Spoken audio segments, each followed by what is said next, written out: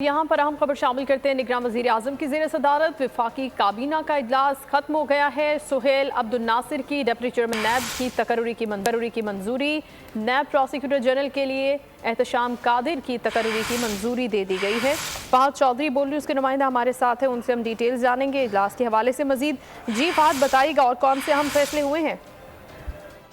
जी देखिए, निगरान वज़ीर आज़म की ज़ेर सदारत वफाकी काबीना का इजलास हुआ, जिसमें डिप्टी चेयरमैन नैब के तकर्रुर की मंजूरी दे दी गई है। सुहेल अब्दुल नासिर को डिप्टी चेयरमैन नैब तकर्रुर करने की मंजूरी दी गई है, जबकि नैब प्रोसिक्यूटर जनरल के लिए एहतशाम कादरी के तकर्रुर की मंजूरी भी दे दी गई है। PIA की निजकारी के लिए फाइनेंशियल एडवाइजर्स के तकर्रुर की मंजूरी दी वफाकी काबीना ने, जबकि ECC और निजकारी कमेटी के फैसलों की तौसीक भी कर दी। ब्रिगेडियर शाहिद आमिर अफसर को गैर मुल्की अवार्ड से नवाजने की मंजूरी भी दी गई है और काबीना इजलास में मुल्क की मजमूई मुआशी और अमन अमान की सूरत हाल का भी जायजा लिया गया, जबकि हाल ही में जो इंसदादे मंशियात और इंसदादे स्मगलिंग कार्रवाइयाँ मुल्क भर में जो जारी हैं, उनके हवाले से भी काबीना को ब्रीफ किया गया। जी, शुरू होने वाला इजलास निगरान वज़ीर आज़म की ज़ेर सदारत वो अब खत्म हो गया है।